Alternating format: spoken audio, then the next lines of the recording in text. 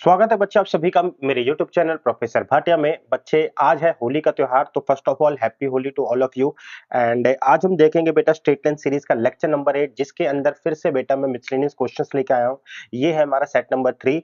Set number क्या कहते हैं 1 एंड 2 ऑलरेडी मैंने अपने लेक्चर्स में अपलोड कर दिया है, सेट लेक्चर नंबर 6 एंड 7 में। एंड मैं हूँ बेटा professor Bhatia, IIT JEE mathematics expert. बच्चे मेरे यूट्यूब चैनल के अंदर आपको 11th 12th और IIT जेईई का कंटेंट देखने को मिलेगा from zero to JEE advance level. हर चैप्टर के ऊपर अब बेटा मैं जो प्लेलिस्ट है वो बना के अपलोड कर रहा हूं। तो जितना भी कंटेंट है वो सारा A to Z आपको मेरी प्लेलिस्ट में देखने को मिल जाएगा in different form of lectures. तो बस बेटा इतना ही मेरे यूट्यूब चैनल के बारे में। अब चलते अपने लेक्चर को स्टार्ट करते हैं, बट उससे पहले रिवीजन करते हैं बेटा। रिवीजन के अंदर हमने क्या क्या देखा था? रिवीजन के अंदर सबसे पहले हमने देखा था स्लोप। स्लोप निकालने के हमने अब नेट में 3 तरीके हमने देख लिए थे। पहला तरीका है बच्चे हमारे पास, दूसरा एंड तीसरा। पहला है जब बेटा थीटा गिवन हो, दूसरा तरीका होता है जब कोऑर्डिनेट्स गिवन हो, एंड तीसरा तरीका होता है जब इक्वेशन गिवन होती है। तो बच्चे हमने कहा था जब हमारे पास एंगल गिवन होता है तो जो स्लोप है ये क्या हो जाता है tan थीटा। कोऑर्डिनेट के केस में m जो होता है y2 माइनस में y1 अपॉन में x2 माइनस में x1, और इक्वेशन के केस में हमारे पास ax plus by plus c is equal to 0 होता है। तो स्लोप हो जाता है माइनस a अपॉन में बी। फिर इसके बाद बच्चे हमने जो टॉपिक देखा था वो ये था बेटा कि स्लोप निकल जाने के बाद हमने देखा था एंगल बिटवीन टू लाइंस। तो दो लाइंस के बीच में हमने एंगल देखे थे, तो जिसका फॉर्मूला होता था बच्चे कि tan alpha is equal to modulus m2 minus m1 upon में 1 प्लस m1 इनटू में m2। बेटा हम ये पॉजिटिव वाला ले रहे हैं। रीजन क्या है? पॉजिटिव वाले के बीच में हम एक्यूट एंगल निकालेंगे। दो लाइंस हैं, दो लाइंस के बीच में एक एंगल ये होता है, एक एंगल ये होता है। ये वाला होता है बेटा लेस देन 90 डिग्री, ये वाला होता है ग्रेटर देन 90 डिग्री। तो हम एक्यूट वाला निकालेंगे। अगर मेरे से ऑब्ट्यूस वाला पूछता है तो 180 डिग्री माइनस जो हमने निकाला हुआ है उससे निकाल देंगे। एंगल बिटवीन टू लाइंस के बाद हमने यहाँ पे कुछ सिचुएशन देखी थी। When line are parallel and perpendicular.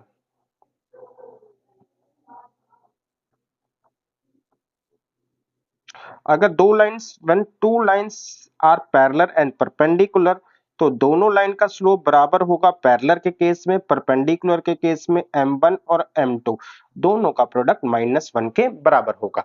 इसके बाद बच्चे हमने देखे थे different form of equation, different form of straight line equation, जो कि हमें ये कहती हैं। पहली वाली बोलती थी कि आप मुझे पॉइंट और प्लस में बेटा मेरे को स्लोप दे दो। दूसरी वाली बोलती है कि आप मुझको दो पॉइंट्स दे दो। तीसरी वाली दे बोलती है कि आप जो है मुझे स्लोप और इंटरसेप्ट दे दो। चौथी वाली बोलती है कि आप मुझे सिर्फ इंटरसेप्ट दे दो। पांचवी वाली बेसिकली नॉर्मल फॉर्म थी। तो यहाँ पे जितनी भी जानकारी थी बच्चे, हमें सिर्फ और सिर्फ नॉर्मल की रहती थी, बाकी सबकी जानकारी मतलब मेन लाइन की जानकारी नहीं देते थे। तो हमारे पास इक्वेशन जो थी वो ऐसे आती थी, y minus y1 is equal to m x minus x1। 2 point की केस के अंदर बच्चे हमारे पास सेम होता था, y माइनस में y1, यहाँ पे बेटा स्लोप वही होता है x minus x1।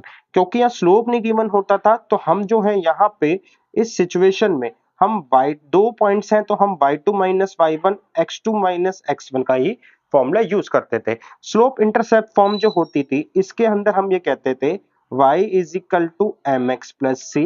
Intercept form में हमें दोनों का इंटरसेप्ट गिवन होता था, that means x upon a plus y upon b is equal to 1।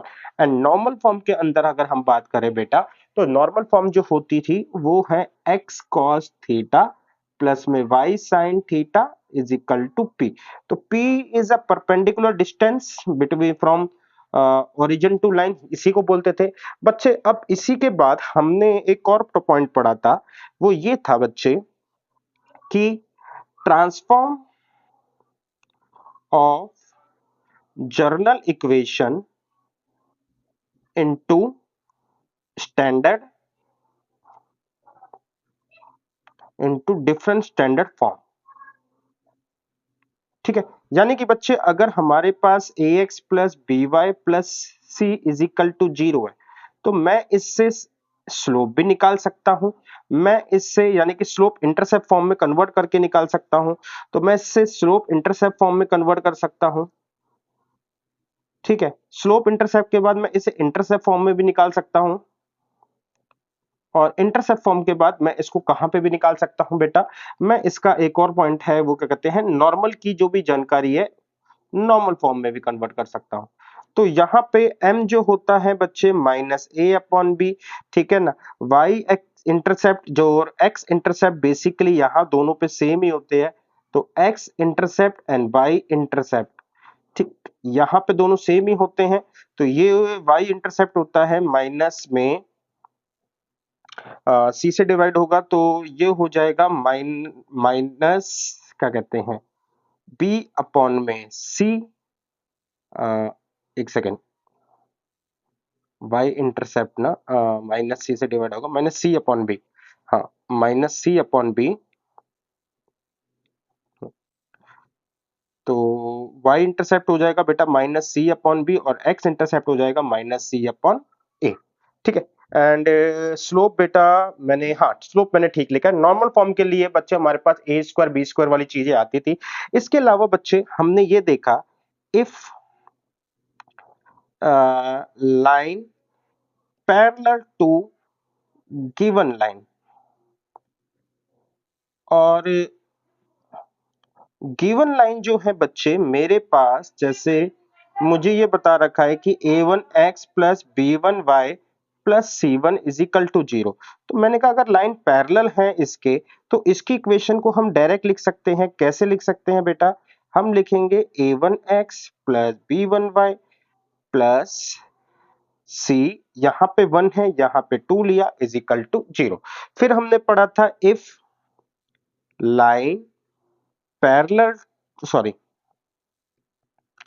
Perpendicular to given line, तो गिवन लाइन जो है वो हमारे पास फिर से मान लेते हैं a1x प्लस में b1y प्लस में c1 इज इक्वल टू 0। तो हमने कहा था कि जो परपेंडिकुलर है तो उसकी इक्वेशन हो जाएगी हमारे पास b1x माइनस a1y, c1 की जगह c2 इज इक्वल टू 0 आ जाएगा। एक चीज और रह गई कि इफ टू लाइन, ठीक है, क्या क्या हो सकती है बेटा, अगर ये पैरेलल है, परपेंडिकुलर है या इंटरसेक्ट कर रही है, तो पैरेलल है बच्चे तो ये आएगा a1 अपॉन में a2 is equal to b1 upon b2, perpendicular and which does not equal to c1 upon c2, यहाँ पे आएगा a1 इंटू a2 प्लस में b1 इंटू में b2 is equal to 0। Intersect कर रही है तो a1 डस अपॉन में a2 does not equal to a b1 upon b2। चौथा केस भी है बच्चे इसके अंदर कि एक कोइंसाइड, यानी कि एक के ऊपर एक आ जाए, तो हमारे पास जो है a1 upon a2 is equal to b1 upon b2 is equal to c1 upon c2। ये हमने जो है अब तक की चीजें पढ़ी है, जितनी भी हमने फॉर्मूलास वगैरह। अच्छा मेन बात तो रह गई बेटा इसमें, डिस्टेंस फॉर्मूला रह गया बच्चे, तो मैं इसको यहां कर देता हूं बेटा, क्योंकि नॉर्मल फॉर्म जो है वो बेसिकली जब जरूरत पड़ेगी तो ठीक है, तो अलग से पता चल जाती है। तो डिस्टेंस बिटवीन, ठीक है, पॉइंट एंड लाइन, तो लाइन जो है जैसे ax plus B Y plus C is equal to 0 है, एंड जो पॉइंट होगा वो x1 y1 होगा, तो हमारा फॉर्मूला होता है ax1 plus b y1 plus c upon में a square plus B square under the root. And similarly बच्चे distance between two parallel line, अगर दो लाइन पैरेलल हैं तो हमारे पास आएगा बच्चे C1 माइनस में C2 अंडर रूट ए स्क्वायर प्लस बी स्क्वायर और ये मॉड्यूलस में। बस इतनी है जानकारी बेटा। अब इन्हीं के ऊपर हम फिर से अपने मिसलेनियस क्वेश्चन को तोड़ेंगे, देखना कुछ अलग अलग चीजें निकल के आएंगी, हमारे बेसिक कॉन्सेप्ट भी यूज होंगे। चलिए बेटा क्वेश्चंस को लेते हैं। Find the equation of a internal bisector. ठीक है, हमसे बोला हुआ है बेटा इक्वेशन निकालो, पहली बात। दूसरी बात किसकी निकालनी है? इंटरनल बाइसेक्टर की निकालनी है। कौन सा बाइसेक्टर लेना है? बीएसी का लेना है। कौन से ट्रायंगल में? एबीसी ट्रायंगल में, जिसके वर्टिसेस हमें यहां गिवन है। तो ठीक है बेटा, मैंने जल्दी से एक ट्रायंगल बनाया। मैंने कहा यहां पे ये ए, यहां पे बी, यहां पे सी। ए के वर्टिसेस है 5 2, बी के हैं 2 3 एंड सी के हैं 6 5।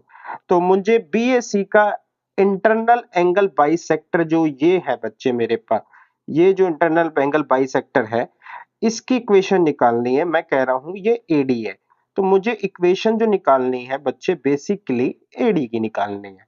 अब बच्चे एडी की इक्वेशन निकालने के लिए अब मुझे ये नहीं पता कि डी मेरा मिड पॉइंट है, सिर्फ ये एंगल बाइसेक्टर है, ना ही ये परपेंडिकुलर है। तो यहाँ पे ना एक अलग चीज अप्लाई होगी। वो अलग चीज क्या है? Internal angle bisector theorem.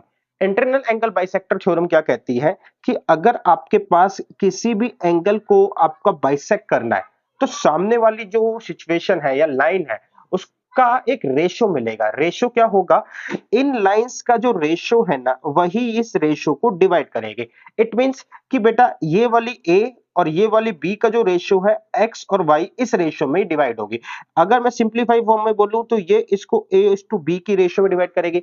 और सिंपलीफाई फॉर्म में बोलूं कि हमारे पास इंटरनल बाइसेक्टर क्या करता है, वो बच्चे सामने वाली लाइन को है जो एडजस्टेंट लाइंस है उन रेशो में डिवाइड करता है। अब याद करने के लिए कैसे है बेटा, इधर एडजस्टेंस में करता है, यानी कि इस वाली का ये रेशो है, इस वाली का ये है। तो यहां पे भी हमें लाइंस का जो भी रेशो है इस लेंथ का वो निकालना पड़ेगा। तो दैट मींस बच्चे कि मेरे को निकालना है डिस्टेंस AB का एंड डिस्टेंस AC का। तो AB का डिस्टेंस देखते हैं और AC का डिस्टेंस देखते हैं, तो अंडर द रूट ये आ जाएगा बच्चे 5 माइनस 2 का स्क्वायर प्लस में 2 माइनस 3 का स्क्वायर। बेटा डिस्टेंस फॉर्मूला नहीं लिखा था क्योंकि 10th क्लास का था, बहुत बेसिक था, मुझे लगता है आपको बहुत अच्छे से आता होगा। 5 में 2 गए, 3 का स्क्वायर 9, ठीक है, 3 का स्क्वायर 9 एंड -1 का स्क्वायर, ये तो मेरे पास ये आ गया अंडर रूट 10। तो ये लेंथ आ गई बच्चे मेरे पास अंडर रूट 10। अब चलते हैं यहाँ पे, तो यहाँ पे क्या आएगा बच्चे, यहाँ पे आ जाएगा 5 माइनस 6 का होल स्क्वायर प्लस में 2 माइनस 5 का होल स्क्वायर।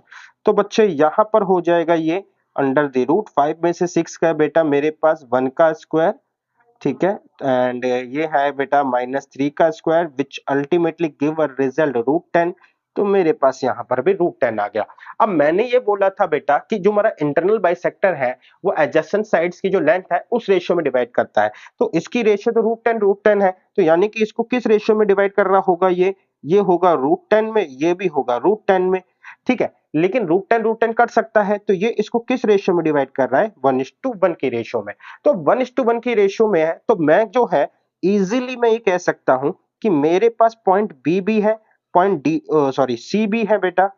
इजीली मैं पॉइंट डी तक पहुंच सकता हूं by using the mid point concept. And यहां पे जैसे ही मिड पॉइंट लगाऊंगा बेटा 1:1 है, तो 6 7 8 डिवाइड बाय 2 करेंगे 4, 5 3 8, यहाँ पे 4। तो ए मेरे पास डी जो आ गया बेटा, मैं इसको दूसरे कलर से हाईलाइट कर देता हूं, वो आ गया बच्चे आपका 4 4। अब मैं एडी की इक्वेशन कैसे निकाल सकता हूं? 2 पॉइंट फॉर्म को यूज करके। आई होप बच्चे आप इसे समझ गए कि किस तरीके से हमने अपने इंटरनल बाइसेक्टर को यूज करा इक्वेशन निकालने के तरीके के लिए। बस मुझे वो इंफॉर्मेशन चाहिए थी, मैं उन इंफॉर्मेशन पर काम करा। आगे चलते हैं। One of the best question, a ray of light passing through the point 1 2। एक लाइन जो है रे ऑफ लाइट 1 2 से पास हो रही है, रिफ्लेक्ट कर रही है एक्स एक्सिस पर ए पॉइंट पर, and reflected ray passes through 5 3। Find the coordinates of A. यानी कि बच्चे एक लाइट की रे आ रही है, ये लाइट की रे आई, इसने एक्स एक्सिस पर इसने क्या करा बच्चे, एक्स एक्सिस पर किसी एक उस पर कनेक्ट करा, ठीक है। एंड नाउ इसके बाद इसने क्या करा बच्चे, इसने रिफ्लेक्ट करा, तो ये इसका रिफ्लेक्शन हो गया। तो ये लाइट आई, ये इसने रिफ्लेक्ट करा, लाइट जहां से आई बेटा वो जो पॉइंट था वो मेरा था 5 3, और इसने जहां पे रिफ्लेक्ट करा, नहीं 1 2 से आई है बेटा, तो लाइन जहां से आई ये है बेटा 1 2, और जिस तरफ ये रिफ्लेक्ट हुआ, ये जिस रिफ्लेक्शन जो है पास हुआ 5 3 से। अच्छा ये मेरे को पता रखा है ये एक्स एक्सेस है। अब कह रहा है कि यहाँ पे जिस पॉइंट पे रिफ्लेक्ट हुआ है उस पॉइंट को निकालो। द पॉइंट इज कि अगर ये एक्स एक्सिस पे है तो इसमें वाई 0 होगा, इसका मतलब मैं इसके कोऑर्डिनेट्स को h 0 ले सकता हूं। इन शॉर्ट मुझे h निकालना है। अब रेस का जो जो भी रे है अगर वो रिफ्लेक्ट करती है तो उनमें एक रिलेशन होता है। रिलेशन क्या होता है बेटा, जैसे ये इंसिडेंट रे है, ये यानी कि आने वाली रे, ये है बेटा रिफ्लेक्टेड रे। तो अगर आने वाली रे किसी भी प्लेन मिरर की तरह जो काम कर रही है, जैसे हमारे केस में ये एक्स एक्सिस है, तो हमारे पास क्या कॉन्सेप्ट होता है, यहां पे जो रे आती है और यहां से रिफ्लेक्ट होती है, अगर मैं इस पे परपेंडिकुलर डालूं तो एंगल ऑफ इंसिडेंस ये और एंगल ऑफ रिफ्लेक्शन ये दोनों क्या होते हैं, आपस में बराबर होते हैं। ये होता है हमारे पास जो भी लाइट या रे का जो भी रिफ्लेक्शन या इंसिडेंट होता है उनके बीच रिलेशन। इट मींस बच्चे कि अगर मैं यहां पर भी क्या करता, अगर मैं यहां पर एक परपेंडिकुलर ड्रॉ करूं, ठीक है, दिस इज अ परपेंडिकुलर, बेटा थोड़ा समझ आना। तो इसका मतलब है कि यहां पे ये एंगल बनाता है अल्फा, तो ये भी एंगल क्या बनाएगा मेरे पास अल्फा। अब बात करते हैं बच्चे कि हमारे पास किस तरीके से इन चीजों को फाइंड किया जा सकता है। अच्छा ये 90 डिग्री है, तो 90 डिग्री को मैं दिखाने के लिए मैंने इसको ये वाला यूज करा। अब बच्चे मुझे ना बेसिकली एंगल्स पता है, तो मैं स्लोप के कॉन्सेप्ट के ऊपर बढ़ सकता हूं। देखो कैसे, अगर मैं इसमें ए नाम दे दिया, अच्छा इसको मैं बोलूं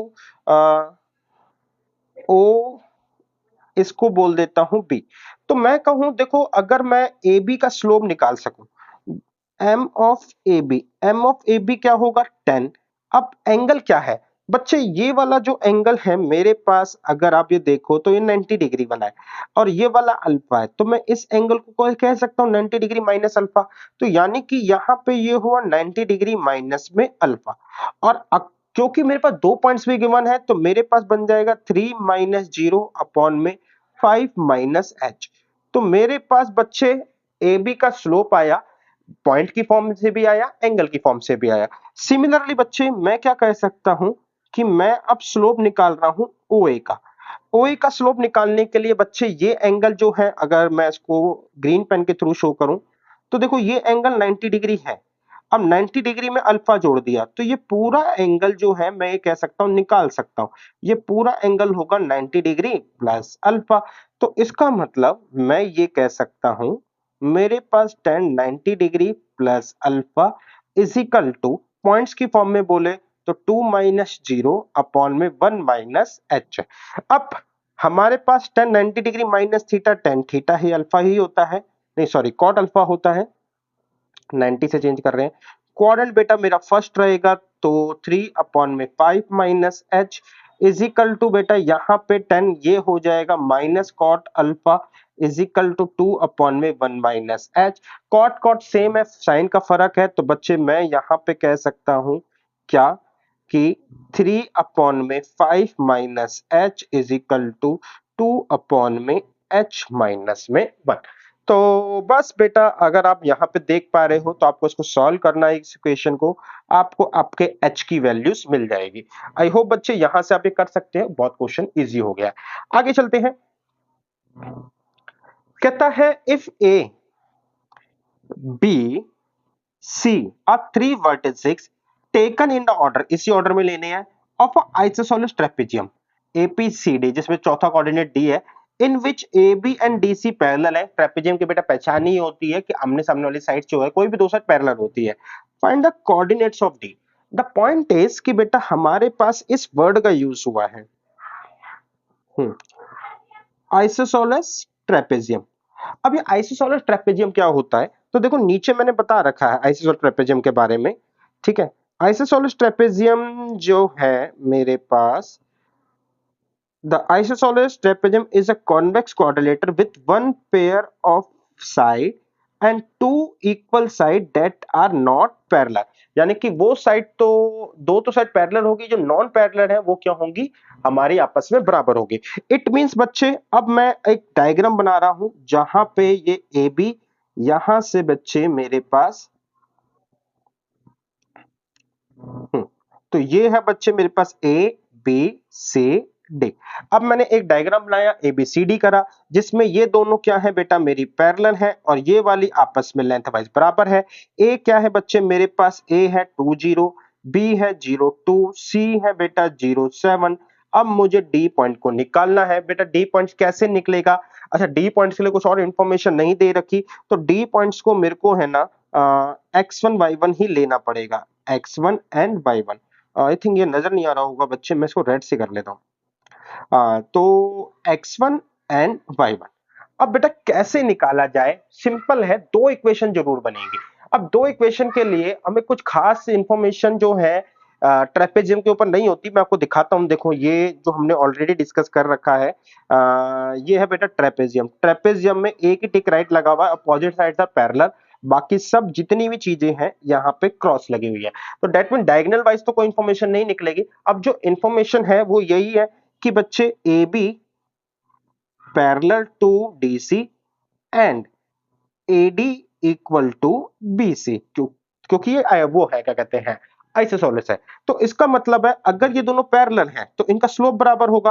तो दैट मीन 2 माइनस 0 अपॉन में 0 माइनस 2 वाई मतलब इज इक्वल टू 7 माइनस में y1 अपॉन में बेटा 0 माइनस में x1। यहां से मेरे को एक इक्वेशन मिली, दोनों के डिस्टेंस बराबर है तो इन दोनों का क्या होगा, स्क्वायर भी बराबर ही होगा।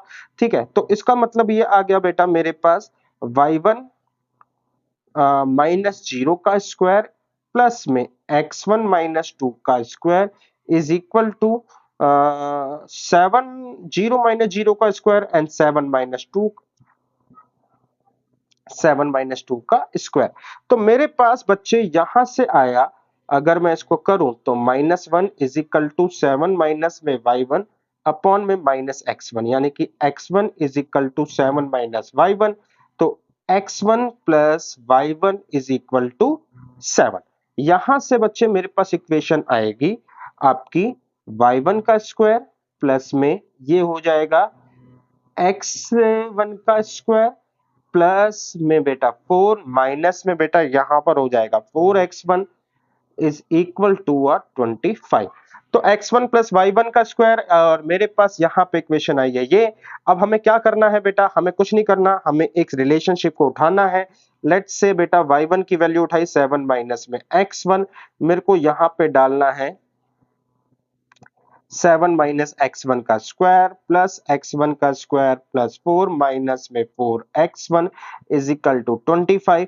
तो यहां से बच्चे हमारे पास आएगा 49 प्लस x1 का स्क्वायर माइनस में 14x1 प्लस x1 का square plus 4 minus 4x1 is equal to 25। अब बच्चे x1 हो जाएंगे 2x1 का स्क्वायर माइनस 14 और माइनस 1 यानी कि माइनस 18x1, 49 एंड 5 4 बेटा 53 मेरे से 25 माइनस होंगे तो 25 और ये हो जाएगा 28, तो ये होगा बेटा 28 इज इक्वल टू 0। अगर आप यहां से 2 कॉमन ले लेंगे, x1 का square minus 9x1 plus 14 is equal to 0। Now बच्चे आगे चलते हैं। इसका मतलब है अब मेरे को x1 निकालने के लिए मेरे को क्वाड्रेटिक इक्वेशन सॉल्व करनी पड़ेगी। अगर बेटा यहाँ पे 2 पॉइंट्स आ रहे हैं तो ये मेरे ख्याल से पॉसिबल सिचुएशन है कि 2 लाइन ऐसी हो, लाइक जैसे बेटा हो सकता है एक लाइन इस तरीके से बन रही हो, अंदर आ रही हो और एक लाइन बाहर आ रही हो, जिसकी वजह से ये दोनों पैरेलल भी हो रही होंगी और ये दोनों आपस में लेंथ वाइज बराबर भी हो रही होंगी। तो क्वाड्रेटिक इक्वेशन सॉल्व करनी है बच्चे, आपको x1 आ जाएगा, x1 आ जाएगा तो y1 भी अपने आप ही आ जाएगा। चलते हैं बेटा, आई होप बच्चे ये क्वेश्चन अब आपकी रेंज में है। By using the concept of a slope, slope का कॉन्सेप्ट करके मेरे को प्रूव करना है कि जो डायगोनल है ना रोम्बस के, वो राइट एंगल कट करते हैं। तो स्लोप का कॉन्सेप्ट यूज करना है, डायगोनल बताने हैं, राइट एंगल कट करते हैं। बच्चे अगर रोम्बस की मैं बात करूं तो रोम्बस कुछ इस तरीके की शेप होती है। जिसकी सारी साइड्स पैरेलल होती है, मतलब एक तरीके पैरेललोग्राम, ऐसा पैरेललोग्राम जिसकी सारी साइड्स बराबर है। अब इस पैरेललोग्राम के ऊपर अगर मैं बात करूं तो मुझे डायगोनल जो है ना ये होते हैं। अब ये बताना है कि ये एक दूसरे को राइट एंगल में कट कर रहे हैं। तो मैं अगर मैं जैसे slope of a diagonal 1 into में slope of diagonal 2 is equal to -1 show कर दूं, क्योंकि स्लोप का कॉन्सेप्ट यूज करना है, तो काम हो जाएगा। ठीक है, बट पॉसिबल ये है कि स्लोप निकलेगा कैसे? दो तरीके से है बेटा। एंगल मेरे को गिवन नहीं है, या तो मेरे पास कोऑर्डिनेट हो, या मेरे पास एंगल हो, या मेरे पास इक्वेशन हो। तो एंगल नहीं गिवन, इक्वेशन निकालना तो कोऑर्डिनेट के ऊपर ही होता है, या इक्वेशन निकालना कह सकते हो एक बात का मेथड है। ठीक है, डायरेक्ट दे रखी होती तो अच्छी बात होती है। तो एंगल या कोऑर्डिनेट्स, दो चीजें चाहिए। एंगल मेरे को गिवन नहीं है, कोऑर्डिनेट्स के ऊपर हम काम कर सकते हैं, क्योंकि उसने कुछ नहीं बोला बेटा कि रोम्बस, बस एक रोम्बस बोला है उसने। अब वो रोम्बस कोई भी हो सकता है, कैसा भी हो सकता है, कहीं पर भी हो सकता है। तो चलिए देखो बेटा, इसी ऊपर काम करते हैं, और ये बहुत अच्छा क्वेश्चन है इसी वजह से, क्योंकि हमें टोटली खुद अपने हिसाब से रोम्बस बनाना है। तो first of all I create a rhombus.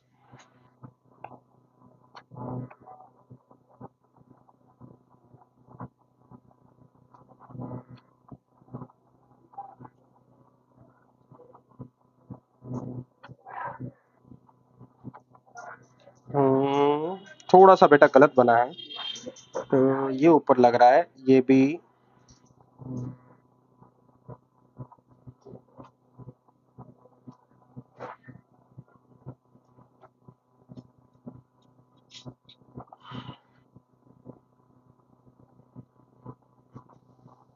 हाँ, आई होप बेटा ये फिर भी ठीक लग रहा है रोम्बस। तो एक रोम्बस बनाया बच्चे। अब इस रोम्बस के साथ अच्छी बात मैं क्या करूंगा, मैं सबसे पहले इस रोम्बस में, ठीक है, ये रोम्बस को मैं यहाँ पे दर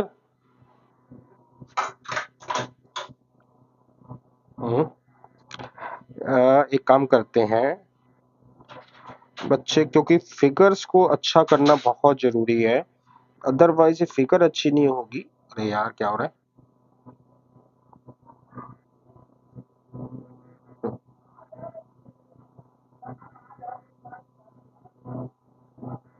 हम्म क्योंकि बेटा सारा खेल जो है ना इस वाले में फिगर्स का ही है, तो फिगर्स को अच्छा करना बहुत जरूरी है। एंड यहाँ पे मैं देख पा रहा हूँ कि मेरे पास जो है थोड़ा सा ये गड़बड़ा गया है। ठीक है, तो इसको थोड़ा सा पहले तो बैलेंस करें, एंड देन मैं इसको वापस लेकर आऊं। ठीक है, एंड यहाँ से फिर थोड़ा सा इसको रफ करें। तो अब फिगर जो है लगभग लगभग ओके है। ठीक है, देखो बच्चे, अब यहाँ पे मैंने ना मान लिया कि जो पॉइंट है ना वो ओरिजिन है, यानी कि 0 0 पॉइंट है। अब 0 0 पॉइंट है, रोम्बस की जितनी भी साइड्स होती है वो सारी लेंथ वाइज इक्वल है, तो मैं सबको एल बोल देता हूँ, ये भी एल, ये भी एल, ये भी एल। तो इसका मतलब ये वाला जो पॉइंट हो जाएगा, ये क्या हो जाएगा बच्चे हमारे पास, L0। अब बच्चे यहां से मैं क्या करता हूं, मैं एक पेन लेते हैं, पिंक ले लेते हैं बच्चे। मैंने यहां से है ना एक परपेंडिकुलर ड्रॉ करा। ठीक है, परपेंडिकुलर ड्रॉ करा, और मैंने ये बोला कि यहां से जो लेंथ है ना ये मैं ए रख रहा हूं, और ये वाली जो लेंथ है, हाँ,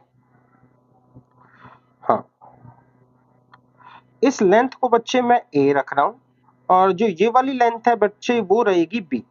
तो अगर मैं कहूं इस हिसाब से मेरा ये वाला कोऑर्डिनेट क्या हो जाएगा, ये है एल, यहां पर आया और ये इसके ऊपर है, तो ये वाला जो कोऑर्डिनेट है इसको साइड लिख लेते हैं, एल प्लस ए, और यहां पे हुआ 0, और इसने अब हाइट कवर करी तो ये हो गया एल प्लस ए, और ये बी।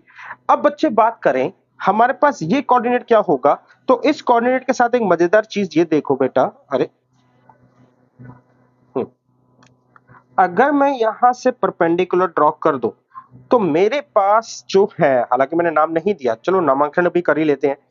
तो बेटा नाम देते हैं, फिलहाल मैं डायगोनल को नाम देता हूं ए, बी, सी एंड डी। ठीक है, और जो मेरे पॉइंट्स हैं वो मैं इनको नाम देता हूं एम, और इनको नाम देता हूं N.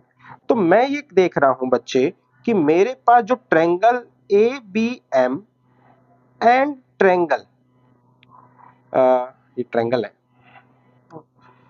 And triangle C D N, ये दोनों ट्रायंगल है ना, ये कॉन्ग्रेंट है।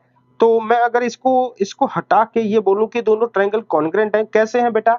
साइड एंगल साइड से बड़ा कॉन्ग्रेंट है, यानी कि देखो ये लेंथ इसके बराबर है, ये हाइट ये इसके बराबर है, एंड ये एंगल बेटा ये इसके बराबर है। तो साइड एंगल साइड से कॉन्ग्रेंट है। अगर ये कॉन्ग्रेंट है तो इसका मतलब बच्चे मेरे पास कंक्लूजन ये निकला कि यार अब ये भी मेरे पास क्या है, ए है, और ये मेरे पास क्या है, बी है। तो अब मैं इसका कोऑर्डिनेट जो है वो बता सकता हूं। इसका कोऑर्डिनेट जो है मेरे पास बना होगा, क्योंकि इसने ये ए कवर करा है तो ए जीरो, और मैं अब रेड वाला कोऑर्डिनेट बता सकता हूं। ये वाला कोऑर्डिनेट आपका बना होगा ए प्लस बी, सॉरी, अरे हाँ, ए बी। तो बच्चे ये है पूरी फिगर का झोल झाल कि आपको समझ में आया कि मैं फिगर पे क्यों मेहनत कर रहा था इस पर। अब बच्चे मेरे पास अगर आप ध्यान से देखो तो रोम्बस के जो भी हमारे पास कोऑर्डिनेट है वो क्या है, ए बी सी डी। तो मेरे पास एक डायगोनल बनेगा ए सी और दूसरा डायगोनल बनेगा बी डी। दोनों के मैंने क्या निकाल रखे हैं, कोऑर्डिनेट निकाल रखे हैं। कोऑर्डिनेट निकाल रखे हैं तो दोनों का स्लोप क्या होना चाहिए, मैं जल्दी से निकाल देता हूं। तो मैं स्लोप निकालता हूं ए सी का और मैं स्लोप निकालता हूं बी डी का। तो ए मेरे पास है 0 0 सी, ये रहा, यानी कि बेटा बी माइनस जीरो अपॉन में L minus A, sorry L plus A, और यहाँ पे B D B D B D B ये रहा बेटा, डी ये रहा, तो मेरे पास आ जाएगा बी माइनस जीरो अपॉन में ए माइनस एल। अब बच्चे मुझे ये प्रूव करना है कि दोनों का जो स्लोप है ये क्या है बेटा, ये इज इक्वल टू -1 है। तो बच्चे यहां से AC का स्लोप जो आया b अपॉन में l प्लस ए इंटू में b अपॉन में a माइनस एल, ये मेरे को लेना है, मैंने लेफ्ट हैंड साइड लिया, ये मेरे को 2 प्रूव करना है। ठीक है, अब यहां से बच्चे मेरे पास आया b अपॉन में l प्लस ए इंटू में b अपॉन में बेटा मेरे पास आया a माइनस एल। तो मैंने कहा यार यहाँ पे तो बी स्क्वायर आया, यहाँ पे हम कर लेते हैं ए स्क्वायर माइनस में एल स्क्वायर। अब ये a square minus L square b square ये क्या चीज है? तो बेटा किसी ट्रायंगल में देखते हैं कि ए बी एल आ रहा है, तो आप है ना इसमें देखो सी डी एन में, तो in triangle C D N, अगर आप सी डी एन में देखते हो बच्चे तो मेरे पास डी यहाँ पर है, सी यहाँ पर है, ये रहा सी ये रहा डी, और यहाँ पर बच्चे मेरे पास बना है क्या, एन।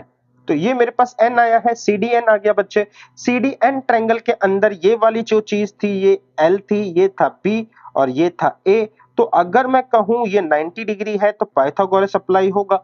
पाइथागोरस अप्लाई होगा तो L square is equal to A square plus B square, L square minus A square, या फिर मैं यहाँ पे कहूं L square minus A square is equal to B square, which also implied A square minus L square minus B square. ये value मैं यहां डालता हूं तो बी स्क्वायर अपॉन में माइनस बी स्क्वायर, बी से बी गया, मेरे पास रिजल्ट आया -1, that mean is equal to a right hand side. तो इतना अच्छा क्वेश्चन था ये बेटा, जहां पे हमने स्लोप के कॉन्सेप्ट को इस तरीके से अप्लाई करना था। आगे चलते हैं, फिर से using the concept of slope prove that the median of a equilateral triangle, median of a equilateral triangle are perpendicular to the corresponding side, यानी कि 3 मीडियन है अपनी सामने वाली साइड पर, ये परपेंडिकुलर होती है, स्लोप के कॉन्सेप्ट से प्रूव करना है। अच्छी बात ये है बेटा इस क्वेश्चन में कि मेरे को टोटली जो है फ्री कर रखा है कि आप इक्विलेटरल ट्रायंगल कोई भी कैसा भी बनाओ।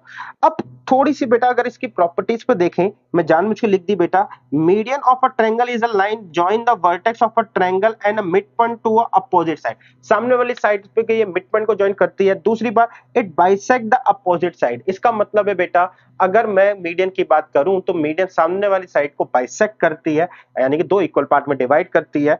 अब यहां से इक्विलेटरल ट्रायंगल है, दैट मींस तीनों साइड बराबर होंगी।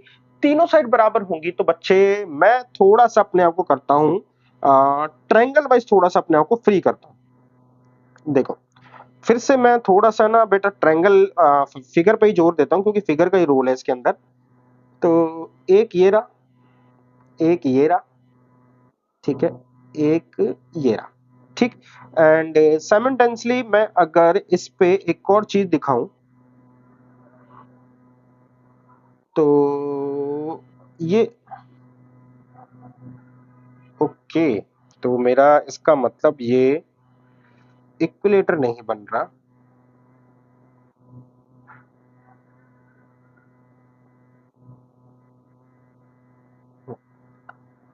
थोड़ा सा बेटा फिगर में मेहनत करना जरूरी है, क्योंकि अच्छी फिगर के थ्रू ही मैं आपको ये चीज बहुत अच्छे से क्लियर करवा पाऊंगा। थोड़ा सा और। हाँ, देखो बेटा, हम इसको इक्विलेटर मान भी लेंगे, नहीं है तो देखो बच्चे, अब हम मैंने ये करा, मैंने बच्चे इस वाले ट्रायंगल में इसको भी 2a करा, इसको भी 2a करा, और इसको लिया बेटा मैंने क्या एज अ ओरिजिन। ये y एक्सिस है, ये i x एक्सिस है, ये x एक्सिस है। तो ये अगर ओरिजिन हुआ तो इसके कोऑर्डिनेट होंगे 0 0। मैंने हर जो लेंथ है इक्विलेटर ट्रायंगल की वो 2a रखी। अगर 2a रखी तो यहाँ पे ये ओरिजिन है, तो इसका मतलब ये हुआ a, ये भी क्या हुआ a। इस हिसाब से इसके कोऑर्डिनेट हो गए a0, इसके कोऑर्डिनेट हो गए बेटा -a0। अब बच्चे मेरे पास ये वाली जो इस वाली ट्रायंगल में बात करता हूं, मैं इसको इस कलर से लेके आता हूं। देखो इस ट्रायंगल में देखो तो ये 90 डिग्री है। ये देखो बेटा, ये ट्रायंगल में 90 डिग्री है, 90 डिग्री में ये a है, ये 2 है, तो ये लेंथ कितनी हो जाएगी बच्चे। तो मैं इसको, अच्छा नाम नहीं दिया ना मैंने, तो कोई नाम भी देता हूं, a b, ये c, और बीच वाला मेरा हमेशा की तरह o। तो in triangle A O B, जिसमें एंगल ओ जो है वो 90 डिग्री का है, तो मैं ये कह सकता हूं 2a का square is equal to a का स्क्वायर एंड AO का स्क्वायर। तो ये आ गया 4a का square minus a square is equal to AO का स्क्वायर। तो AO इज इक्वल टू मेरे पास आ गई √3a प्लस एंड माइनस। बच्चे AO इज इक्वल टू √3 मेरे पास यहां पर आई a, यानी कि जो ये लेंथ है वो है √3a। अगर ये √3 लेंथ है तो यहां पर ये y एक्सिस पे पड़ेगा कोऑर्डिनेट, तो ये हो जाएगा 0 √3a। ठीक है, अच्छा प्लस माइनस है तो ये सेम सिचुएशन नीचे ही बन सकती है, इसमें कोई बड़ी इशू नहीं है। तो नाउ अब हम प्रोसीड करते हैं। तो मेरे पास ABC आ चुका है बेटा, जिसमें से मेरे को अब प्रूव करना है कि जो डायगोनल है ना, तो डायगोनल जो आती है वो क्या होती है बेटा, line. Diagonal is a line जो सामने वाले को, हमारे को, ठीक है। तो यहाँ पे अगर मैं ये बोल रहा हूं डायगोनल, तो ये डायगोनल का नाम दिया मैंने, इस डायगोनल का नाम दिया मैंने E। तो E के जो कोऑर्डिनेट्स है ना वो क्या हो जाएंगे, 0 माइनस a, यानी कि -a/2 √3 0, तो ये हो जाएगा √3a/2। तो मेरे को कोऑर्डिनेट्स मिल चुके हैं। अब सिमिलरली बच्चे अगर मैं यहां पर भी आऊं, ठीक है ना, यहां से E, इसको नाम दूं F, और F के कोऑर्डिनेट हो जाएंगे, ये हो जाएगा a/2, ये हो जाएगा √3a/2। ठीक है, तो अब मेरे को ये बोला हुआ है कि हमें ये प्रूव करना है कि मीडियन जो है ना सामने वाली साइड पे परपेंडिकुलर है, यानी कि टू प्रूव करना है मुझे बच्चे कि CE, यानी कि CE is perpendicular to AB, and यहां से BF is perpendicular to AC। ठीक है, अच्छा क्या मेरे को CE जो है कोऑर्डिनेट्स प्रॉपर गिवन है, हाँ CE के कोऑर्डिनेट्स गिवन है, जहां पे मेरे को C जो है बेटा वो A0 है, C जो है बेटा मेरे पास वो A0 है, E जो है बेटा मेरे पास क्या है, -a/2 एंड √3a/2 है। A के कोऑर्डिनेट्स भी गिवन है बेटा मेरे पास 0 एंड √3 है, √3a। ठीक है, एंड B के कोऑर्डिनेट्स भी मेरे पास गिवन है, B के कोऑर्डिनेट्स क्या है बच्चे मेरे पास, -a एंड 0। तो बेटा अगर मेरे पास दोनों कोऑर्डिनेट्स हैं तो मैं ये दिखा सकता हूं कि दोनों का स्लोप अगर परपेंडिकुलर टू -1 है तो यस इट इज प्रूफ। तो मैं चलो थोड़ी सी मेहनत करते हैं अब इस पे। तो सबसे पहले मैं ये जितना भी है ये इसको हटाता हूं बेटा। तो प्रूव करना है कि सी परपेंडिकुलर ए बी पर, तो मेरे पास जो स्लोप हो जाएगा बेटा वो हो जाएगा y2 माइनस y1, यानी कि √3a/2 -0, और ये वाला स्लोप हो जाएगा मेरे पास -a/2 -a। ठीक है, ये मेरा सी का स्लोप है। ए बी का स्लोप मेरे पास क्या है बच्चे, ए बी, ए जो है वो हो जाएगा √3 - 0 अपॉन में बेटा 0 minus minus plus A. It means बच्चे ये आ गया बेटा यहाँ पे, ये हो गया -3a सॉरी प्लस √3a/2, ये आ गया बेटा मेरे पास ये -3a/2 और इनटू में बच्चे ये आ गया बेटा √3a/ए। क्या क्या कट चुका है बेटा, 2 से 2 कट गया, a से a कट गया, ठीक है। यहां से 1/√3 नेगेटिव आ रहा है, यहां से भी ये हो गया, यानी कि मेरे पास आ रहा है 1/√3 नेगेटिव, यहाँ पे पॉजिटिव, ये दोनों कट के किसके बराबर है, -1 के। इट मींस कि मैंने प्रूव कर दिया कि CE जो है परपेंडिकुलर है ए बी का। इसी तरीके से आप BF परपेंडिकुलर टू AC करना। इट मे बी नोटेड बेटा कि यहाँ पे ना आपका ये सिचुएशन प्रूव नहीं होगा AO परपेंडिकुलर टू BC इस तरीके से, क्योंकि ऑलरेडी ये एक्सिस है और एक्सिस का स्लोप 90 डिग्री होता है, मतलब वाई एक्सिस एक्स एक्सिस पर 90 डिग्री है, तो हमें इसी कॉन्सेप्ट के थ्रू ही ये चीज लिखनी होगी। आपका ये इस तरीके से -1 नहीं आ पाएगा, क्योंकि नीचे वाली चीज जो आपकी वो नॉट डिफाइंड फॉर्म में चली जाएगी, ठीक है। तो अब इन दो को प्रूव करना, तीसरे वाले को लिख देना, क्योंकि ये वाई एक्सिस पर है, Y axis is perpendicular to X axis, yes it is. So median जो है वो ए ओ मीडियन जो है, ठीक है ना, हमारी BC पर क्या होगी, परपेंडिकुलर होगी। आगे चलते हैं बेटा। P1 and P2 are the points. P1 and P2 जो पॉइंट्स है वो ये दो लाइंस पे 5 यूनिट डिस्टेंस पर from their point of intersection है। तो सबसे पहले पॉइंट ऑफ इंटरसेक्शन निकालते हैं। मेरे पास एक लाइन आई y -√3 मॉड्यूलस x है, तो एक आया बेटा मॉड्यूलस सॉरी एक आया +x इज इक्वल टू 2 और एक आया बेटा √3x इज इक्वल टू 2। मैंने यहाँ पे करा, ठीक है, यहाँ पे इनको करा बच्चे, तो एक माइनस हो जाएगा, एक मेरा प्लस हो जाएगा।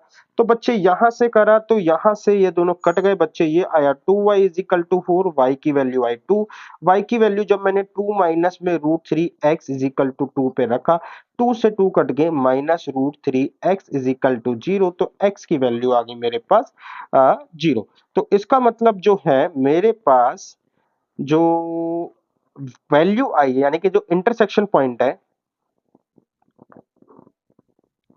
वो क्या आया है बच्चे हमारे पास 0 2।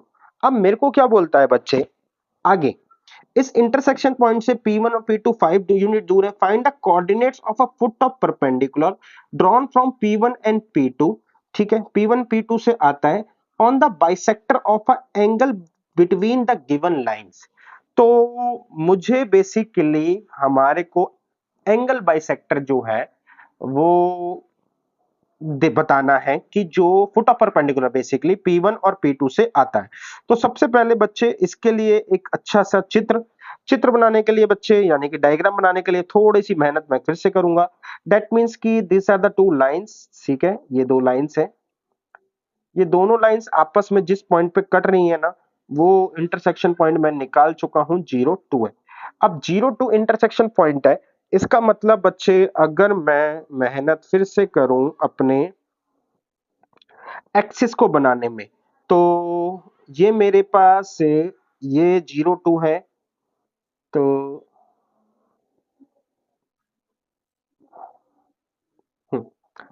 ये मेरे पास एक्सिस हो जाएगा बेटा 0 0, ठीक है। अब यहां से बोल रहा है कि इस पॉइंट ऑफ इंटरसेक्शन से लेट्स से, अच्छा 0 तो हम हमेशा इसको बोलते हैं ना, तो लेट्स से बेटा ये जो इंटरसेक्शन पॉइंट है इसको आई बोला, आई से ए एंड आई से बी दोनों 5 5 यूनिट के डिस्टेंस पर है। अब मेरे को क्या बोला हुआ है बच्चे, सॉरी P1 P2 निकालना बोला हुआ है ना पॉइंट। तो मेरे यहां पे पॉइंट आया P1 और यहां पर आया P2।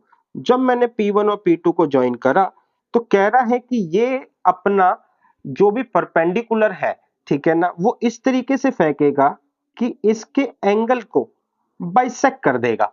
तो आपको ये बताना है कि इसका फुट ऑफ परपेंडिकुलर कहां होगा, ठीक।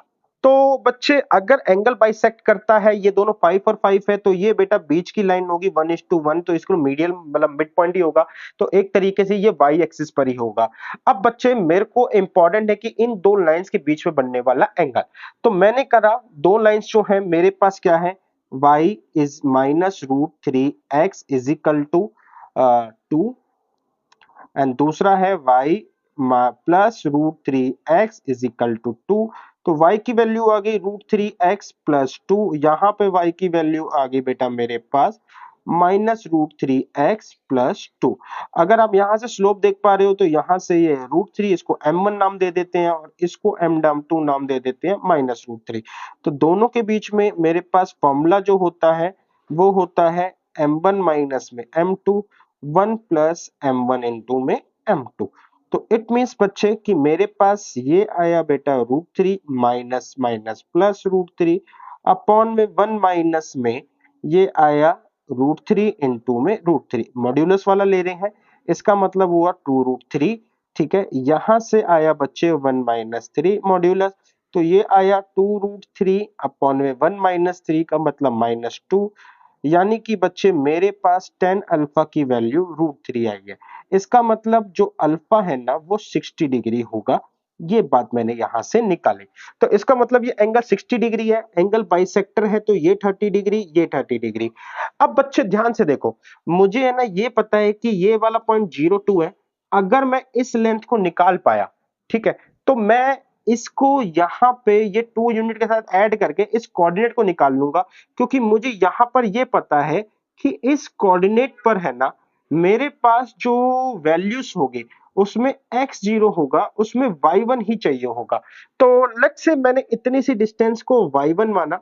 अब मेरे पास बच्चे ये 90 डिग्री है क्योंकि फुट ऑफ परपेंडिकुलर है, 30 डिग्री दे रखा है, 5 दे रखा है। तो अगर आप ये देखो तो इस पॉइंट ऑफ कांटेक्ट को मैंने इंटरसेक्शन नाम दिया, तो इसको मैं f लिख देता हूं फॉर रिमेंबरिंग कि ये फुट ऑफ परपेंडिकुलर है। ठीक है, तो मैं आपको कहता हूं बेटा कि इन ट्रायंगल आप देखो यहां पे P2 एंड P2FI, ठीक है, जिसमें F जो है ना वो 90 डिग्री का है। अब F 90 डिग्री का है, मैं थोड़ा सा इस ट्रायंगल को बनाने की कोशिश करता हूं। तो यहां से, ठीक है, ये बेटा हमारे पास 5 ए रखा है, ये मेरे पास आई है, ये मेरे पास P2 है, ये मेरे पास F है, ये मेरे पास 30 डिग्री है, ये मेरे पास परपेंडिकुलर है। अगर आप इस ट्रायंगल में देखो तो 30 डिग्री और 5 का यूज करके मैं ये और ये दोनों लेंथ निकाल सकता हूं। तो मेरे पास जो मेरे को काम की लेंथ है वो है IF। तो IF निकालने के लिए मैं ये कह रहा हूं cos 30 degree is equal to IF upon में 5। cos 30 डिग्री कितना होता है बच्चे? cos 30 डिग्री होता है 1/2, तो ये आया cos 30 रूट 3/2।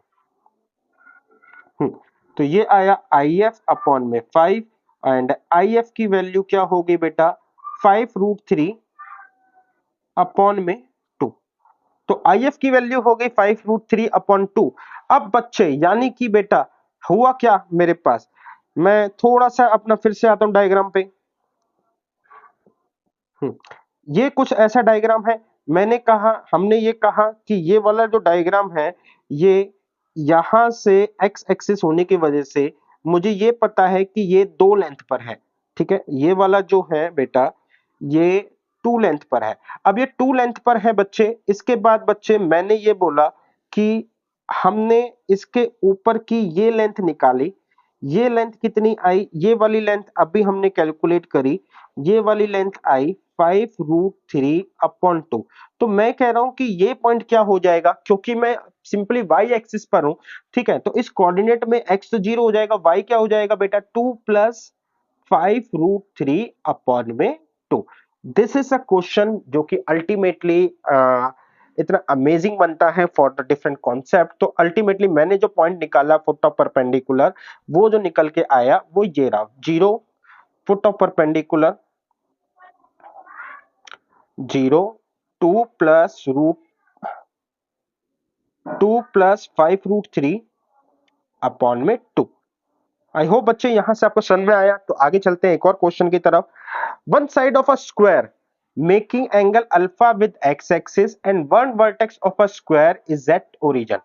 बेटा स्क्वायर की एक साइड जो है वो अल्फा एंगल बनाती है। एंड मैं अगर आपको दिखाऊं तो ये अल्फा एंगल बना रही है एक्स एक्सिस के साथ। और एक वर्टेक्स जो है ना वो ओरिजिन पे प्रूव करना है कि इसके डायगोनल की इक्वेशन जो है वो ये होगी, where alpha is a length of a square, वो sorry where a is a length of square. तो स्क्वायर की जो लेंथ है वो भी मेरे को ए गिवन है, तो दैट्स वाई जो अंदर ए आ रहा होगा वो यही है। ठीक, तो हमारे पास बच्चे सबसे पहले एक अच्छा डायग्राम बनाने की बहुत बड़ी नीड। डायग्राम बनाने के लिए इंपॉर्टेंट बात ये है बच्चे कि इस डायग्राम के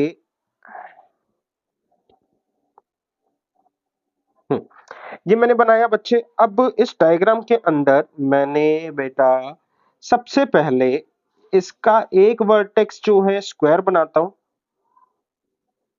होपफुली बेटा स्क्वायर थोड़ा सा अच्छा बने।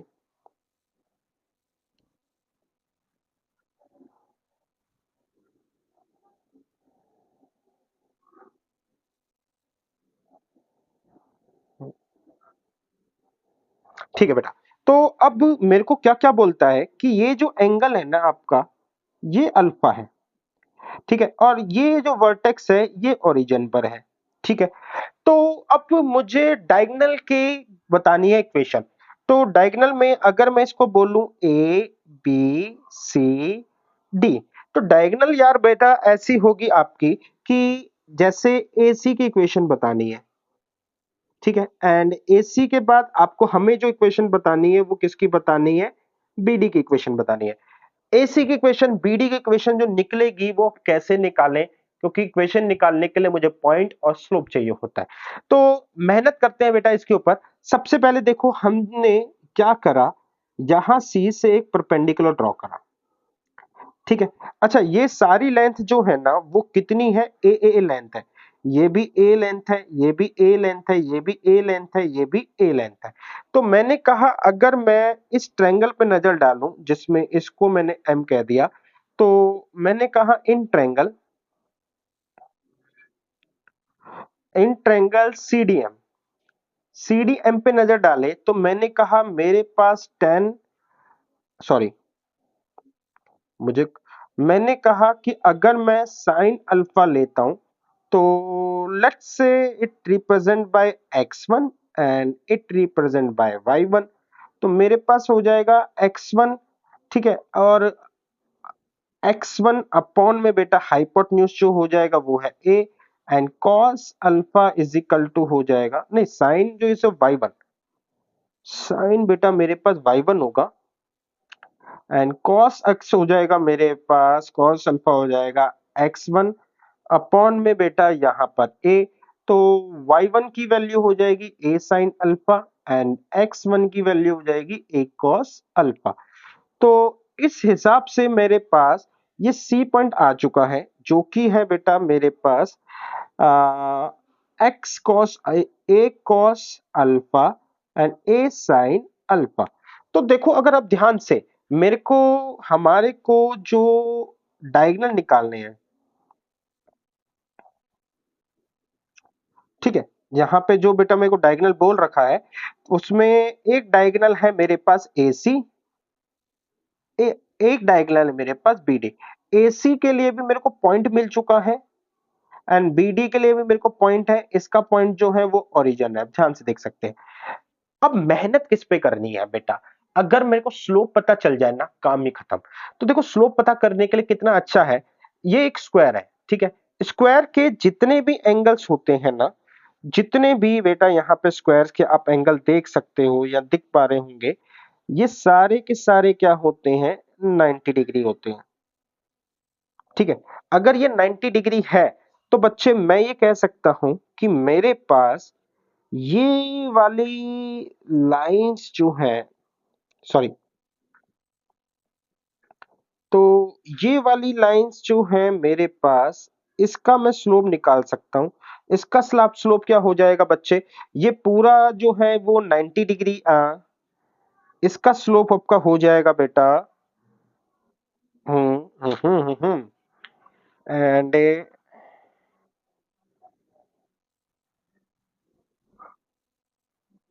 हाँ ठीक है, तो इसका स्लोप हो जाएगा बेटा, क्योंकि ये हाँ, ये सामने वाले एंगल को बाइसेक्ट करते हैं, तो इसका स्लोप हो जाएगा बच्चे मेरे पास स्लोप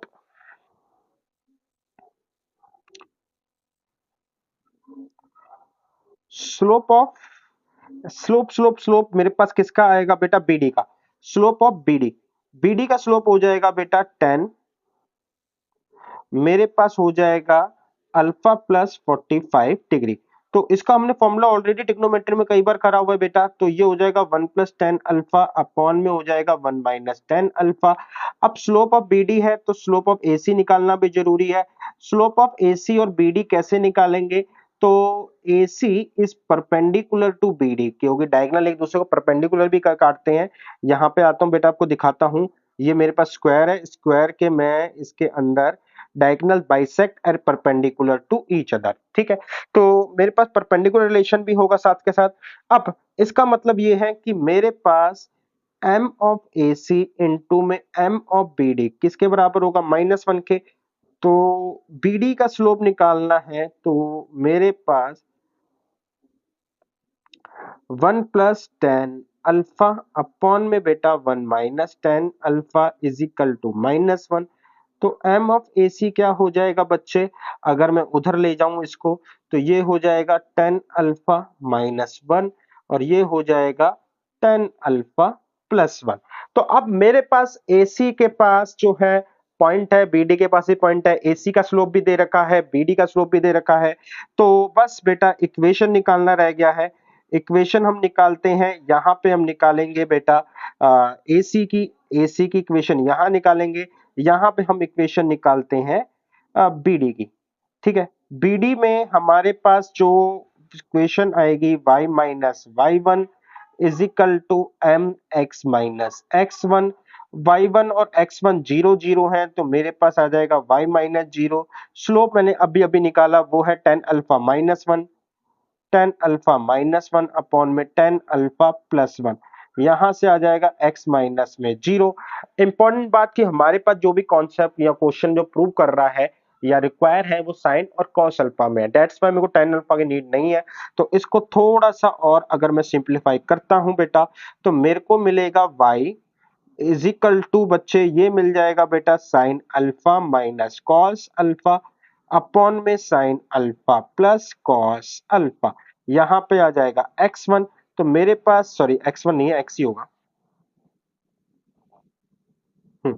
तो मेरे पास इक्वेशन आई y, यहां पे आया sine alpha plus cos alpha is equal to sine alpha minus cos alpha, और यहां पर हो गया बच्चे मेरे पास ये हो गया बेटा x। तो ये एक इक्वेशन मिली मुझे, ठीक है। एंड यहां से क्या ये मैच करा, x sign alpha plus cos alpha y। हम्म हम्म,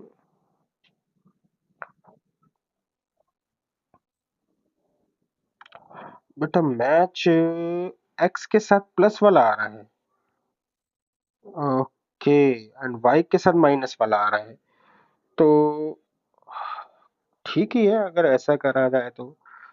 ये क्या होगा बच्चे, 45 डिग्री प्लस अल्फा ही होगा, tan 45 डिग्री होगा, तो प्लस नीचे माइनस ही आता है। तो एम ए सी और M B D, B D का स्लोप जो है एंड बी डी का स्लोप, ये बाइक के साथ नेगेटिव क्यों चला गया, हम्म बाइक के साथ नेगेटिव नेगेटिव नेगेटिव क्यों गया। 1 - +tan अल्फा, बेटा एक मिनट मैं ले रहा हूँ, मैं ये देखना चाहता हूँ कि बाइक के साथ नेगेटिव क्यों गया, क्योंकि यहाँ से मल्टीप्लाई हुआ tan अल्फा -1 ही आएगा, नीचे 1 + tan अल्फा भी आएगा। ये भी ठीक करा है मैंने, ये भी प्लस में ही आएगा, ठीक है। तो यहाँ पे tan अल्फा -1 है, इसको लेकर आया हूँ बी डी, बी डी का स्लोप करा तो सब कुछ ठीक ही है।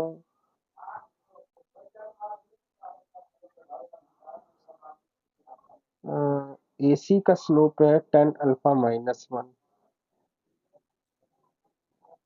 अच्छा बेटा स्लोप मैंने गड़बड़ कर लिया, यहाँ पे आना था 1 plus tan alpha and 1 minus tan alpha. बेटा मैंने स्लोप की गड़बड़ कर दी है, इस वजह से हमारी साइन की गड़बड़ आई है। ये है 1 माइनस टेन अल्फा अपॉन में 1 प्लस टेन अल्फा। बेटा मैं यहाँ से कहूंगा कि ये थोड़ी सी छोटी सी मिस्टेक है, आप खुद हैंडल कर देना क्योंकि मेरे को वापस सबको रफ करना पड़ेगा। एंड अगर मैं एसी की इक्वेशन की बात कहूं तो मेरे पास यहाँ पे एसी का जो स्लोप है जिसको हम एम बोलते हैं, बेटा वो स्लोप कितना है बच्चे मेरे पास, हमारे पास एसी का है tan alpha minus one upon में टेन अल्फा प्लस वन। और मेरे को जो यहाँ पे पॉइंट गिवन है बेटा वो पॉइंट भी मेरे पास पता है, ए कॉस अल्फा और ए साइन अल्फा। तो आपको यहां पर भी बेटा पॉइंट स्लो फॉर्मूला अप्लाई करनी है। पॉइंट स्लो फॉर्म होगी y माइनस वाई वन और ये हो जाएगा बच्चे आपका m x minus x one. इस स्लोप को जो आपको तोड़ना है साइन अल्फा कॉस अल्फा में तोड़ना है, इसके बाद आपका रिक्वायर आंसर आ जाएगा। ठीक है, कोई दिक्कत नहीं होगी। मैं बच्चे आगे क्वेश्चन में बढ़ता हूँ क्योंकि लेक्चर अभी से बहुत ज्यादा लंबा हो रखा है और काफी चीजें मुझे दिख रहा है कि बची हुई है। आगे चलते हैं। A line passes through the point A, कोई एक लाइन है बच्चे जो मेरे पास आ, इस पॉइंट से पास होती है, 30 डिग्री का एंगल बनाती है, positive direction of x axis, basically ये स्लोप बता रहा है। If the line rotate through the angle 15 degree in clockwise direction find the equation of a new position.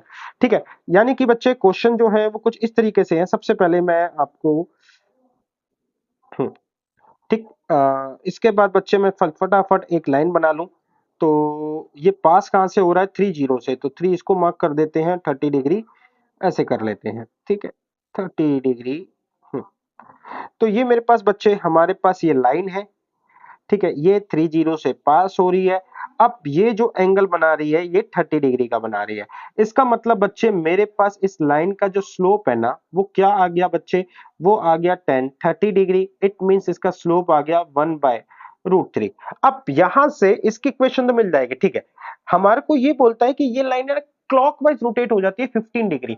तो क्लॉक जो है बच्चे मेरे पास ऐसे चलती है, इस तरीके से 1 से स्टार्ट होकर 12 की ओर बढ़ती है।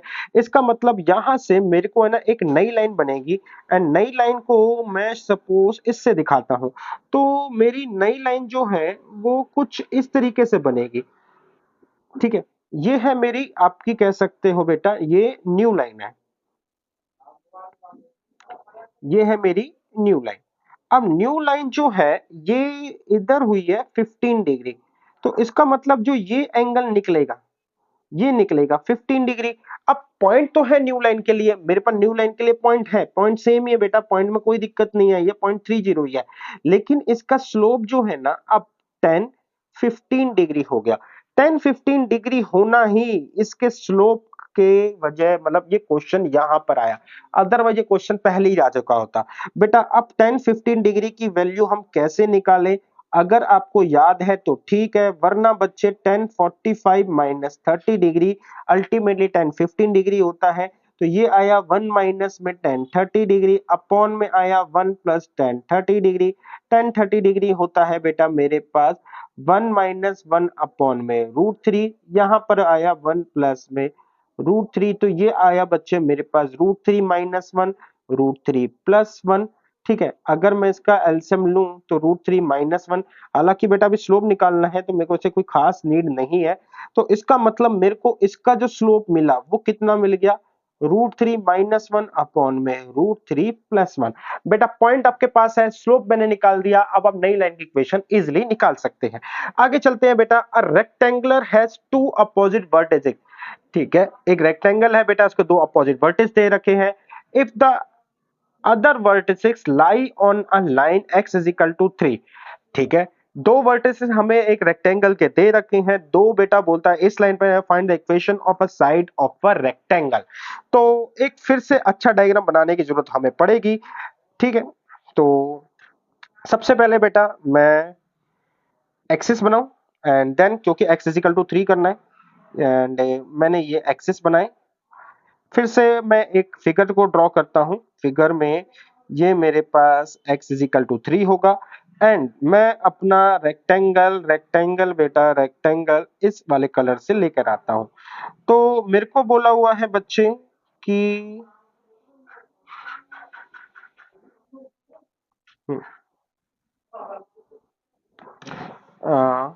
थोड़ा सा और ऊपर,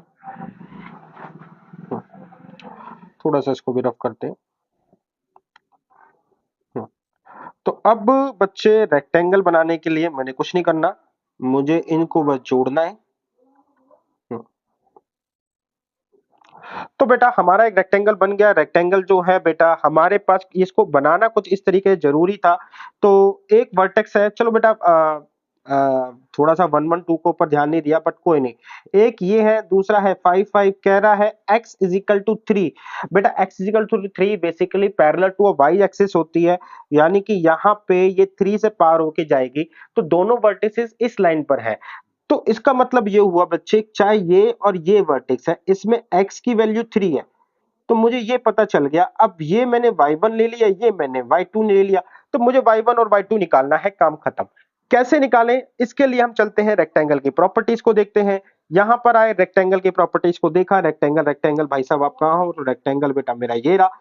रेक्टेंगल की साइड साइड बराबर नहीं होती, अपोजिट साइड्स आर इक्वल होती है, अपोजिट साइड पैरेलल होती है, ठीक है, यानी कि इक्वल एंड पैरेलल का कॉन्सेप्ट है। दूसरा है एंगल्स के ऊपर, तीसरा है डायगोनल, डायगोनल बाइसेक्ट करते हैं एक दूसरे को, ठीक है। अच्छा, डायगोनल बाइसेक्ट के साथ साथ आई थिंक यहाँ पे डायगोनल की लेंथ भी बराबर होती है, ये मेंशन नहीं है इसके अंदर, कोई नहीं। तो मेरे पास बहुत सारी चीजें पता चल गई कि इसके जो डायगोनल है बाइसेक्ट करते हैं, बाइसेक्ट करते हैं, तो इसका मतलब ये है बेटा कि अगर मैं इसका नाम दूं, ये है मेरे पास ए बी सी डी, तो मैंने क्या करा बेटा, फटाफट से इसको मैंने नाम दिया अब ओ। तो अब मैंने बेटा ओ के कोऑर्डिनेट निकाले, मेरे पास ए था, यहां पर मेरे पास सी था, ए है मेरे पास 1 2, सी है मेरे पास 5 5। A12C55 हमारे को किसके कोऑर्डिनेट निकालने हैं, मेरे को O के निकालने हैं।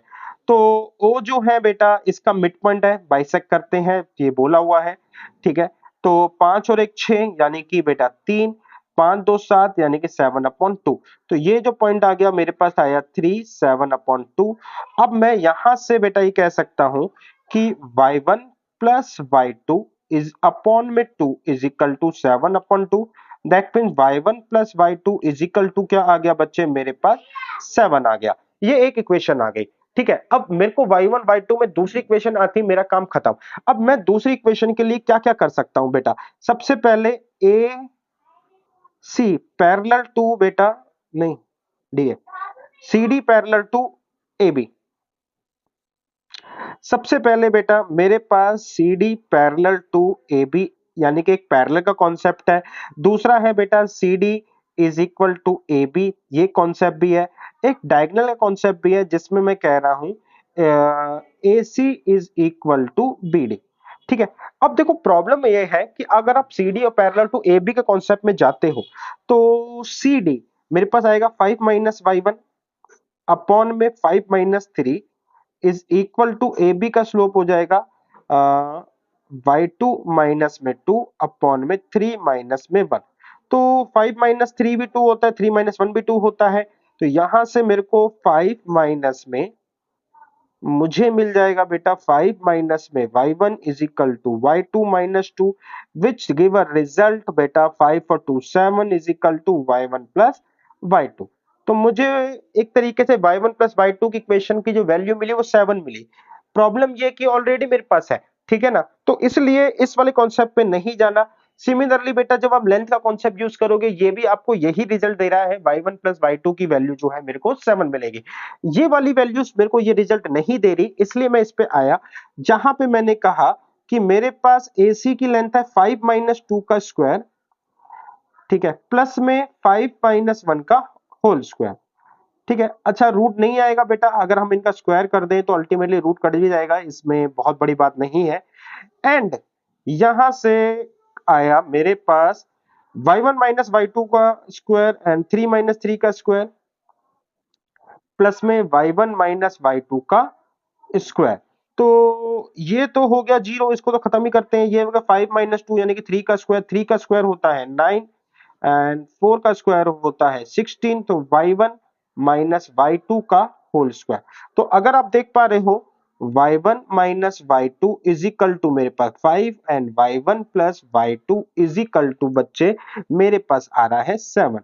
तो यहां से y1 minus y2 is equal to लेकर आया, अजय प्लस माइनस होगा, मैं पहले प्लस ले रहा हूं, ये दोनों कटेंगे तो 2y1 इज इक्वल टू, ये आपस में ऐड हुए ना, 7 5 12, तो y1 की वैल्यू आ गई 6, y1 plus y2 is equal to 7, तो y2 की वैल्यू आ जाएगी मेरे पास 1।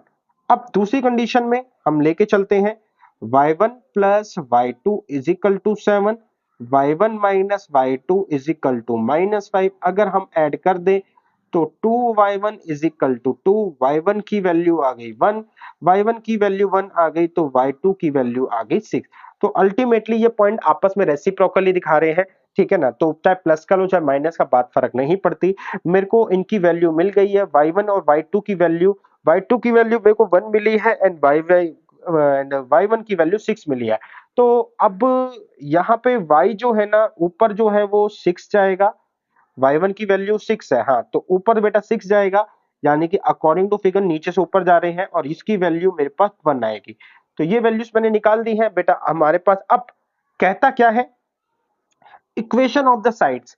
तो अब है ना आपके पास चारों कोऑर्डिनेट्स है, हमारे पास ए बी सी डी है, चारों कोऑर्डिनेट्स है, तो मैं 2 पॉइंट फॉर्म के थ्रू हम जो है 4 इक्वेशंस जो है सारी साइड्स की इक्वेशंस को निकाल सकते हैं। बेटा ये मेरा काम नहीं है, मेरा काम कॉन्सेप्ट को क्लियर करना था इस क्वेश्चन के पीछे, तो उतना ही मैंने काम करा। ये बेटा अब आराम से आप निकाल सकते हो, उसमें कोई बड़ी बात नहीं है।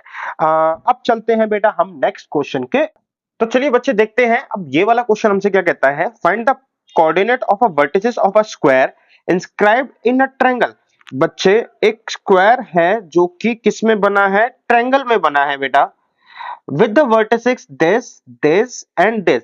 यानी कि हमें क्या बोला हुआ है, find the coordinate of a vertices of a square, square के वर्टिसेस निकालने हैं जो कि ट्रायंगल के अंदर बना हुआ है, given that the two of its vertices are on the same side of the AC।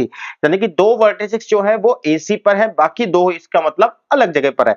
तो सबसे पहले बेटा हम इसका डायग्राम बनाते हैं। देखो डायग्राम बनाने के लिए मैं इसी का इस्तेमाल करता हूं, कलर लेता हूं ग्रीन। सबसे पहले बच्चे मैंने यहाँ पे अ, एक इस तरीके से एंड देन दूसरा। बच्चे थोड़ा सा मेरे को डायग्राम का आइडिया था तो मैंने पहले बना लिया। देखो एक कोऑर्डिनेट है मेरा A00, दूसरा है B21, तीसरा है C31, सॉरी 30। तो ये मैंने लिया A, ये हो गया बेटा हमारा 00, ये लिया मैंने B, ये हुआ बच्चे हमारा 21, एंड ये लिया मैंने C, ये हुआ बच्चे मेरे पास 30। अब क्वेश्चन क्या कहता है, हमारे पास इस ट्रायंगल के अंदर एक स्क्वायर फिट है, ठीक है, स्क्वायर फिट है तो हम करते हैं स्क्वायर को भी फिट करते हैं बच्चे। क्या स्क्वायर के लिए कलर हम, चलो कोई नहीं, स्क्वायर करा हमने, लिया एक स्क्वायर यहां से यहां, यहां से यहां। सो स्क्वायर नहीं बना, बट कोई दिक्कत नहीं है, कोई नहीं बेटा, एक स्क्वायर बना के ही छोड़ेंगे। हाँ अब ठीक है। तो बेटा इस ट्रायंगल के अंदर एक स्क्वायर बना हुआ है, स्क्वायर जो है बच्चे हमारे को बोलता है कि इसकी दो साइड जो है AC पर है, इसका मतलब एक साइड यहां पड़ेगी, एक साइड यहां पड़ेगी, और मुझे सिंपल इसके कोऑर्डिनेट निकालने हैं। अब ध्यान से देखने वाली बात है बच्चे कि स्क्वायर के अंदर है ना जो साइड्स होती है वो सारी इक्वल होती है, और इक्वल होती है तो मैं एक को A मानता हूं तो बाकी सब भी A। तो दैट मींस कि ये भी साइड बेटा मेरी A है, ये भी साइड मेरी A है, ये भी साइड मेरी A है, ये भी साइड मेरी A है। अब पॉइंट आता है कि मैंने यहां से लेके यहां तक कितनी डिस्टेंस कवर करी। तो बच्चे मैं ये बोलता हूं कि मैंने यहां से लेके यहां तक x1 डिस्टेंस कवर करी। अगर यहां से लेके यहां तक मैंने x1 डिस्टेंस कवर करी है तो बच्चे मेरा पॉइंट हो जाएगा x1 0। इसके बाद की जो डिस्टेंस है वो कितनी है बच्चे, मेरे पास A है, तो यानी कि मेरा पॉइंट हो जाएगा वो हो जाएगा बच्चे मेरा x1 प्लस A 0। यहां पे जो हाइट ली गई है बेटा, जो हाइट निकाली गई है वो हाइट एकदम पैरेलल, सब कुछ सेम ही है।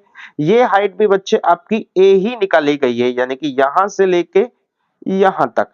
तो ये मेरे पास हो जाएगा बच्चे x1 प्लस A, और यहां पे बच्चे मेरे पास हो जाएगा A। एंड सिमिलरली ये x1 है, हाइट a है, तो ये भी मेरे पास हो जाएगा x1a। तो बच्चे कहने का मतलब ये है कि यहाँ पे जो लेंथ में a कदम आगे चला, यही a बेटा हाइट निकाली गई है। तो दैट्स व्हाई मेरे को बस नीचे जो कोऑर्डिनेट मिले तो मैंने ऊपर के कोऑर्डिनेट भी निकाल लिए। चार कोऑर्डिनेट जो है मेरे पास x1 और a की फॉर्म में है। मुझे ये कोऑर्डिनेट्स की वैल्यू चाहिए बेटा, यानी कि मेरे को x1 और a निकालना है। अब x1 a निकालने के लिए मैं क्या करूं, तो अवेलेबल इंफॉर्मेशन को यूज करना है। अब ट्रायंगल के तीन कोऑर्डिनेट दे रखे हैं, कोऑर्डिनेट देने से मुझे क्या क्या फायदा हो सकता है। मैं ट्रायंगल का एरिया निकाल सकता हूं, लेकिन उसकी जरूरत नहीं है। मैं ट्रायंगल की तीनों साइड्स की इक्वेशन निकाल सकता हूं, और इक्वेशन निकालने से मुझे उस साइड के ऊपर लाई करने वाले ये जो पॉइंट्स है ना बच्चे, जिनको मैं एक काम करता हूं, मैं इसको पिंक से पकड़ देता हूं, ए बी सी डी। अब ध्यान से देखो, ये जो चारों पॉइंट है ये क्या है, ये एक लाइन पे लाई कर रहे हैं। अगर मुझे लाइन की इक्वेशन मिली तो एक तरीके से मुझे रिलेशन मिलेगा एक्स और वाई में। इन पॉइंट्स को पुट करूंगा तो मुझे फाइनली आंसर मिल जाएगा। तो मैं क्या कर रहा हूं बच्चे, मैं जल्दी से इक्वेशन निकाल रहा हूं। Equation of A B, equation of B C, and equation of A B B C and A C. Important बात यह है बच्चे कि हमारे पास जो इक्वेशन है वो सॉरी जो मतलब इक्वेशन है जो निकलेगी वो है ना 2 पॉइंट्स का यूज करके निकलेगी। एक पॉइंट है मेरे पास ए और दूसरा है बी, तो मानी कि जो यहाँ पे कॉन्सेप्ट लगेगा वो लगेगा 2 पॉइंट स्लोप फॉर्म का। जो यहाँ पे कॉन्सेप्ट लगेगा वो लगेगा बेटा 2 पॉइंट फॉर्म का। सबके पास अपने अपने दो दो पॉइंट हैं, तो ए जो है मेरे पास 0 0, बी जो है 2 1 है। ए जो है बेटा मेरे पास 0 0 है, बी बच्चे मेरे पास क्या है, हमारे पास 2 1 है। फिर यहां पर आते हैं बी सी, बी और सी 2 1 3 0, तो बी मेरे पास कितना है बेटा 2 1, सी कितना है बच्चे मेरे पास 3 0। यहां पर भी सेम 2 पॉइंट लगेगा। यहां पर ए कितना है बच्चे मेरे पास, ए है बेटा मेरे पास 0 0, एंड सी कितना है बच्चे मेरे पास है 3 0। तो अब मैं इक्वेशन ड्रॉ करता हूं, तो इक्वेशन निकल के आएगी यहां पर बेटा y is equal to X, sorry यहां पर आ जाएगा x, ये आ जाएगा 1 माइनस 0 अपॉन में 2 माइनस 0, यानी कि y इज इक्वल टू यहां पे आ जाएगा बच्चे x अपॉन में 2, तो that means x is equal to 2y। यहाँ पे जो इक्वेशन आ जाएगी बच्चे, ये इक्वेशन हमारे पास क्या हो आएगी, ये आएगी बच्चे y माइनस में 1 is equal to 0 minus 1 upon में 3 माइनस 2, और यहाँ पर आ जाएगी बच्चे मेरे पास x माइनस में 2। तो ये हो जाएगा y माइनस 1, ये आ गई बेटा मेरे पास माइनस 1 अपॉन में 1, ये आ गई x माइनस 2, तो y minus 1 is equal to minus x plus 2, ये हो जाएगा x plus Y is equal to 3। तीसरा यहां पे फिर से इक्वेशन क्या आएगी बच्चे, y माइनस में 0 इज इक्वल टू बेटा 0 अपॉन 0, तो 0 हो जाएगा, एंड यहाँ पे बेटा 3 अपॉन 0 तो 3, और ये हो जाएगा x माइनस 0, तो दैट माई यहाँ पे आ जाएगा y इज इक्वल टू 0। अब ध्यान से देखो बेटा, सबसे पहले जो मेरे पास जो पॉइंट D है मैं उसकी बात कर रहा हूँ। पॉइंट D जो है ना वो कहां पर है, ये AB पर है। पॉइंट D जो है बेटा मेरा AB पर है। अब AB की इक्वेशन निकली है x is equal to 2y। A B की इक्वेशन जो है x is equal to 2y है। इसका मतलब मेरे पास जो पॉइंट D है, पॉइंट D जिसके कोऑर्डिनेट, अरे बेटा पॉइंट D जिसके जो कोऑर्डिनेट्स हैं वो कितने हैं, क्या है x and a, x1 and a। तो मेरे पास आ जाएगा बेटा x1 is equal to 2a, ये एक रिलेशन निकला। इसके बाद बच्चे मेरे पास पॉइंट C जो है वो किस पर है, मैंने कहा पॉइंट सी जिसकी जो वैल्यू है एक तो x1 प्लस ए और a। पॉइंट सी जो है वो किस पर है बेटा, ये जो है ये BC पर है। पॉइंट सी अब BC पर है, तो BC की इक्वेशन हमने निकाली, BC की निकली x plus Y is equal to 3, तो मेरे पास आया x plus Y is equal to 3। x की वैल्यू है x1 प्लस ए, y की है a इज इक्वल टू 3, यानी कि x1 plus 2a is equal to 3। अब बच्चे अभी अभी हमने लेफ्ट हैंड साइड से निकाला है कि x1 की वैल्यू 2a है, 2a plus 2a is equal to 3, तो 4a की वैल्यू आ गई बच्चे मेरे पास 3, एंड a की वैल्यू आ गई बच्चे 3/4। अच्छा a की वैल्यू 3/4 आ गई, तो x1 की वैल्यू क्या आ जाएगी 2 इंटू में 3/4 यानी कि 3/2।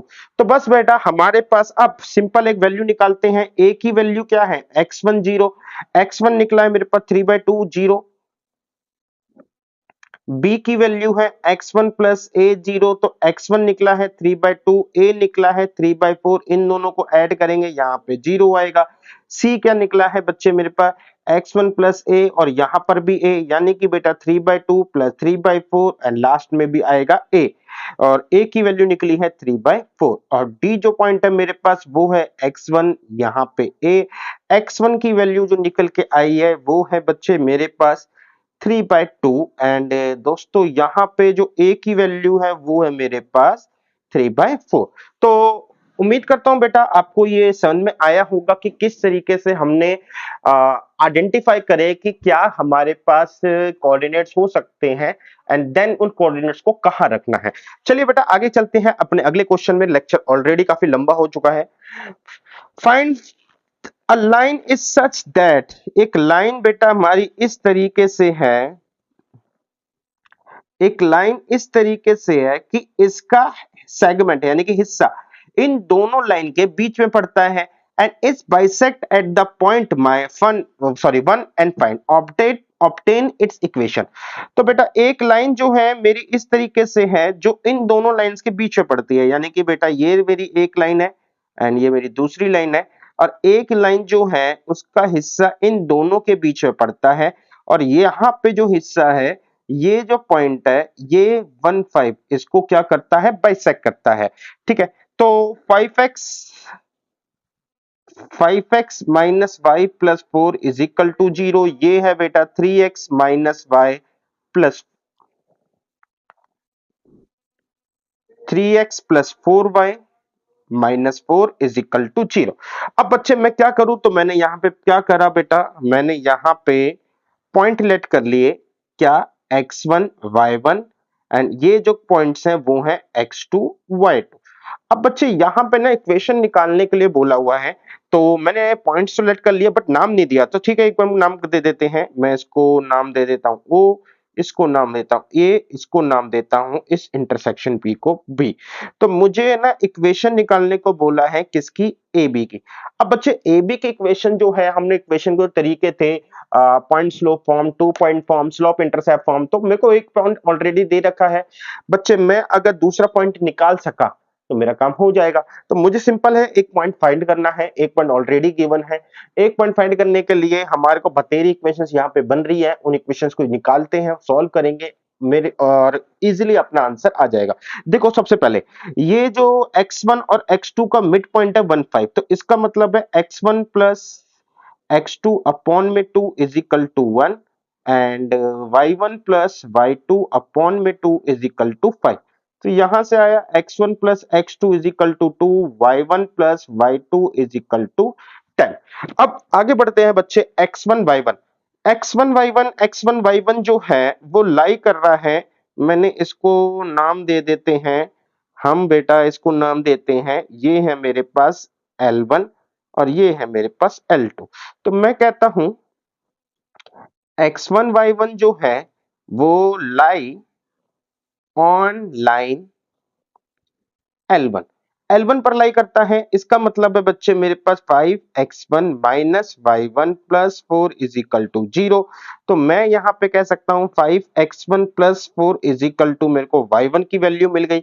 अब आगे सिमिलरली बच्चे मैं यहां पे कह रहा हूं x2 y2 lie on line L2, L2 पर लाई कर रहा है, L2 to date mean 3x plus 4y is equal to या माइनस 4 कर लेते हैं, इसका मतलब इसको सेटिस्फाई करेगा एंड इज इक्वल टू 0। तो मेरे को यहां से बेटा 3x2 minus 4 is equal to minus 4y2 and y2 की वैल्यू मिल गई 3x2 माइनस 4 अपॉन में -4 इज इक्वल टू y2 की। बट मेरे ख्याल से बेटा यहाँ पे वैल्यू कॉम्प्लेक्स है तो इसको नहीं निकालते, इसको रीड करते हैं, यहां पे चलते हैं बेटा। अब यहां से बड़े इजीली मैं ये कह सकता हूं क्या कि मैं इन वैल्यूज 1 2 3 4 4 इक्वेशन 4 वेरिएबल, यानी कि इक्वेशन जो है आराम से सॉल्व हो जाएगी। मुझे सिंपल है बेटा, x1 प्लस x2 की वैल्यू 2 है, तो मैं ये कह सकता हूं बेटा कि हमारे पास x2 की वैल्यू क्या आ जाएगी, 2 माइनस में x1। ठीक है, x2 की वैल्यू यहां पे डालते हैं 3, 2 माइनस में x1 प्लस में 4, y2 की वैल्यू आ जाएगी बच्चे 10 माइनस में y1, ठीक, इज इक्वल टू 0। अब x1 y1 के अंदर दो मेरे पास इक्वेशन आ गई, ये दोनों x1 y1 के अंदर है, ये दोनों सॉल्व होंगे, x1 y1 निकलेगा, x1 y1 निकलेगा तो वहां पे डालेंगे x2 y2 निकलेगा। जैसे ही मेरे पास पॉइंट्स आ जाएंगे, आप इन पॉइंट्स को यूज करिए, एंड इन पॉइंट्स को यूज करके बेटा हम 2 पॉइंट को जो फॉर्म है उसको लगाएंगे और इस लाइन की इक्वेशन निकाल लेंगे। उम्मीद करता हूं क्वेश्चन आपकी रेंज में है, आगे चलते हैं। हाँ, क्वेश्चन कहता है find the equation of a straight line which go through the origin and trisect the portion of a straight line which is intercepted between the axis of the coordinate। तो हमें करना क्या है बेटा, हमें जो करना है फाइंड द इक्वेशन निकालनी है उन स्ट्रेट लाइंस की बेटा बोली हुई है जो कि ओरिजिन से आती है, ट्राइसेक्ट करती है portion of a straight line, उस हिस्से को इस लाइन के जो कि एक्सिस के बीच में पड़ता है। इट मींस बच्चे, मैं अपना ग्राफ बनाऊं फिर देखते हैं। ये मेरे पास एक ग्राफ, फिर से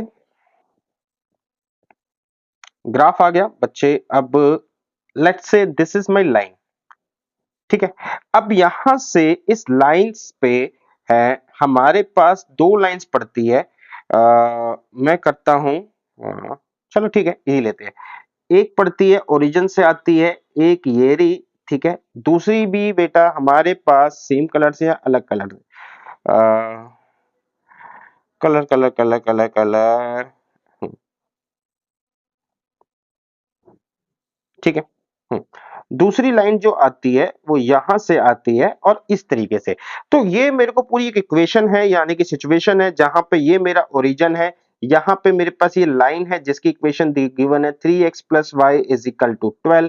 इसकी इक्वेशन गिवन है which is intercepted between the axis of the coordinate, यानी कि बच्चे ये जो लाइन है ओरिजिन से आती है, 0 0 से आती है, और इस लाइन के इस हिस्से को क्या कर देते हैं, ट्राइसेक्ट करती है, यानी कि 3 इक्वल पार्ट्स में बांटती है। क्योंकि लाइन क्या है बच्चे, मेरे पास ये 3x plus Y is equal to 12, तो मैंने क्या करा, 12 से डिवाइड कर दिया दोनों साइड, यहां पर भी 12, यहां पर भी 12, यहां पर हुआ 1, तो मेरे पास क्या आया, x अपॉन 4 प्लस में y upon 12 is equal to 1। तो रिजल्ट क्या आया बच्चे, मेरे पास ये हमारे पास आ गया बेटा, ये आया x के नीचे 4 है तो ये आया 4 0, y के नीचे 12 है तो ये आया 0 12, यानी कि मुझे रेस्पेक्टिवली क्या मिल गया, एक तरीके से एक्सिस के इंटरसेप्ट मिल गए हैं। तो बस अब हमारा काम खत्म। देखो बेटा, यहां पे मैंने कहा a, ये है मेरे पास b, जो a है इसको मैंने a नाम दिया, इसको मैंने b नाम दिया। a जो है बच्चे मेरे पास 0 12 है, b क्या है 4 0 है। अब इनके बीच में दो लाइन आती हैं, इन दोनों लाइंस को P1 और P2 पे इंटरसेक्ट करती हैं। ये दोनों लाइंस जो हैं ओरिजिन से आ रही हैं बेटा, जो कि हमने दिखा दिया, और ये क्या कर रही है, इन्होंने इसको तीनों बराबर भागों में बांट दिया है। अब तीनों बराबर भागों में बांटा है तो ध्यान देने वाली बात ये है बच्चे कि अगर यहां पे इस P.1 P1 पे खड़ा होकर देखो तो मेरे उल्टे हाथ में एक हिस्सा है, मेरे सीधे हाथ में दो हिस्से हैं। इसका मतलब ये जो है पूरी लाइन को 1:2 की रेशियो में देख रहा है, एंड सिमिलरली जो P2 है ये इस पूरी लाइन को 2:1 की रेशियो में देख रहा है। तो बस बेटा हमारा काम हो गया। हमारे पास जो ये लाइंस हैं ये ओरिजिन से आ रही हैं, इसका मतलब एक पॉइंट मेरे को ऑलरेडी मिला हुआ है। यहां पे मैं रेशो पे आ गया हूं, रेशो से मैं आराम से P1 और P2 की वैल्यू निकाल सकता हूं। तो मैं क्या कह सकता हूं, मेरे पास 2 पॉइंट फॉर्म के थ्रू अपने आंसर तक पहुंच जाऊंगा। मैं एक निकाल के भी दिखा देता हूं बेटा, यहां पर आ जाएगा, यहां पे इस P1 की वैल्यू हो जाएगी 1 into 4 2 into 0, यानी कि 4 अपॉन में 3, ये आ जाएगा 1 0 0, 12 दूनी 24, 24 अपॉन में 3, तो P1 की वैल्यू आ गई 4 अपॉन 3, ये आ गया 8। अब जो लाइन है OP1, यहां से एक P1 और यहां से P2, तो OP1 में एक पॉइंट है मेरे पास O, दूसरा है बेटा 4 3, ये हो गया मेरे पास 8। तो मैं क्या करूंगा, मैं 2 पॉइंट फॉर्म लगाऊंगा, आप 2 पॉइंट फॉर्म लगा के इनके इक्वेशंस को निकाल सकते हैं। द मेन रोल था वो इस ट्राइसेक्ट का था, जिसकी वजह से मेरे को रेशियो आइडेंटिफाई करने थे। उम्मीद करता हूं बेटा क्वेश्चन आपको समझ में आया होगा। तो अब लास्ट क्वेश्चन की ओर बढ़ते हैं। Find the equation of a diagonal. बेटा मुझे है ना बोला हुआ है कि डायगोनल की इक्वेशन बताओ और एस लगा दिया, यानी कि दो डायगोनल्स हैं किसके स्क्वायर के, ठीक है, दो डायगोनल्स ही होते हैं फॉर्म्ड बाय द लाइंस, ये लाइंस के थ्रू फॉर्म्ड होती है। अब मजे की बात ये है बेटा, क्वेश्चन भी एनसीईआरटी एग्जाम्पलर का है, अब एग्जाम्पलर का है तो क्वेश्चन तो अच्छा होगा ही डेफिनेटली। मैं इसको थोड़ा सा भी हाईलाइट कर देता हूं। क्या बात है यार, मैं तो येलो कलर लिया था अभी। हम्म,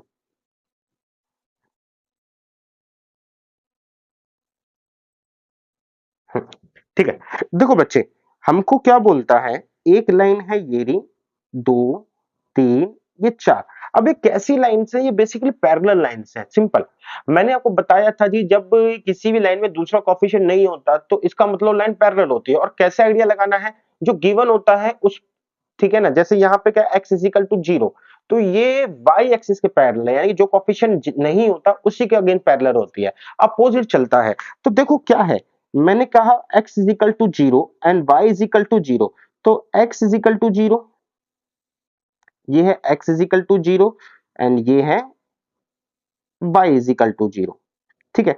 दूसरी जो लाइन है वो है x is equal to 1, x is equal to 1। बच्चे मैं अगर पैरेलल को इतना ही फॉलो कर रहा हूं, देखो ये है x इज इक्वल टू 1 और ये हुई बच्चे मेरे पास y इज इक्वल टू 1। इतनी लेंथ को बेटा सोच समझ के ही मैंने लिया एंड यहां पर आई y इज इक्वल टू 1। तो अब इन लाइंस के थ्रू मैं थोड़ा सा एक्सटेंड भी कर देता हूं। हाँ, इन लाइंस के थ्रू बच्चे मेरे पास क्या हुआ, यहाँ पे जो कोऑर्डिनेट आया ये x इज इक्वल टू 0 है बच्चे और ये y इज इक्वल टू 0, तो दोनों को इंटरसेक्शन पॉइंट 0 0 यानी कि ओरिजिन बना। इसका इंटरसेक्शन बना है 0 x sorry x 0 sorry x1 y 0, इसका बना है 1 1 और इसका बना है बेटा x0 y1। अब बच्चे मेरे को बोला हुआ है कि दो डायगोनल्स की इक्वेशन बताओ, यानी कि ये है डायगोनल 1 और ये है डायगोनल 2। अगर मैं नाम दूं a b c d, तो मुझे बोला हुआ है diagonal ac and diagonal bd। तो डायगोनल AC है, डायगोनल BD है, diagonal AC AC AC and diagonal BD। बेटा इस डायगोनल में A और C में A कितना है बच्चे 0 0, C कितना है 1 1, डायगोनल B कितना है 0 1 और डायगोनल D कितना है 1 0। तो बच्चे मेरे पास दो दो मेरे पास पॉइंट्स हैं, मुझे क्या करना है, मुझे इनकी इक्वेशन निकालनी है। बड़े इजीली टू पॉइंट फॉर्म से निकल जाएगी। टू पॉइंट फॉर्म से कैसे निकलेगी, यहाँ पे चलो करके देख लेते हैं।